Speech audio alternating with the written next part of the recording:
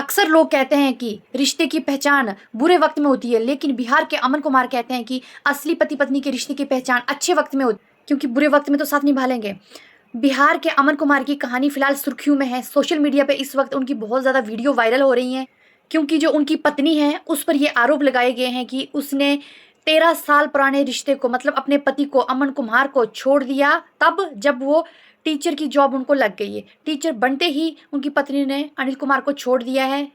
इन दोनों का एक 10 साल का मासूम बच्चा है जो अपने माँ बाप को अलग होते हुए देख रहा है, और वो बच्चा समझ नहीं पा रहा है कि उसकी ज़िंदगी का तमाशा आखिर क्यों बन रहा है। उसको समझ नहीं आ रहा है कि आखिर उस बच्चे की क्या गलती है। वो माँ बाप दोनों के साथ रहना चाहता है, लेकिन माँ बाप जो हैं वो अलग होना चाहते हैं।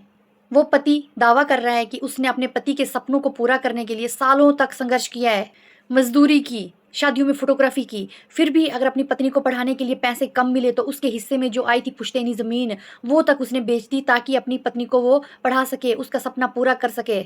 उस उम्मीद में कि जब उसकी पत्नी शिक्षिका बन जाएगी तो घर के अच्छे दिन आएंगे, इस उम्मीद में उसने कर्जा भी उठाया, सारे काम किए, मजदूरी भी की, ज़मीन भी बेच दी अपने हिस्से की। अब उस इंसान के पास कुछ नहीं बचा था, ना पैसा ना ज़मीन, और अब ना ही वो रिश्ता बचा। फिर आगे पति ने कहा कि नौकरी लग भी गई और हमारे अच्छे दिन आना शुरू हो गए। मैडम दूर रहती थी क्योंकि उनकी ड्यूटी दूर थी, तो वो बेटे को लेकर कभी कभी अपनी बीवी से मिलने जाते थे और मिलके वापस आ जाते थे। लेकिन जब वो घर लौट जाते थे तो एक और गैर मर्द उनकी बीवी के साथ रहने लगता था।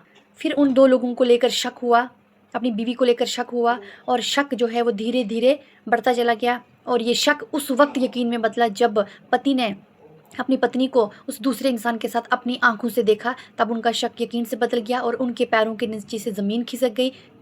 बिहार के हाजीपुर की सड़कों में ये तमाशा बहुत चल रहा है आजकल। बहुत सारी उनकी वीडियोस वायरल हो रही है। इंटरनेट बहुत तेज़ी से उनकी वीडियो फैला रहा है। पति जो है वो पत्नी पर आरोप लगा रहा है। कई लोग इसके मज़े ले रहे हैं। कई लोग इसे ज्योति मौर्या 2.2 केस कह रहे हैं, और लोग यही कह रहे हैं कि त्याग, भरोसे और बदलते रिश्ते की यही कहानी है, यही सच्चाई है।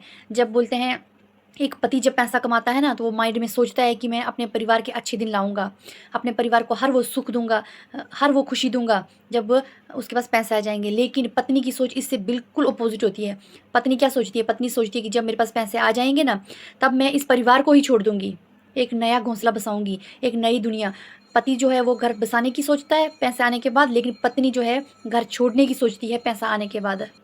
वो दौर अलग था जब सूर्यवंशी फिल्म में अमिताभ बच्चन ने अपनी पत्नी को पढ़ाया था। अब का दौर अलग है।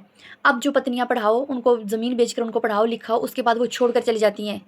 उनकी पत्नी ने अभी तक कुछ नहीं कहा है इस बारे में।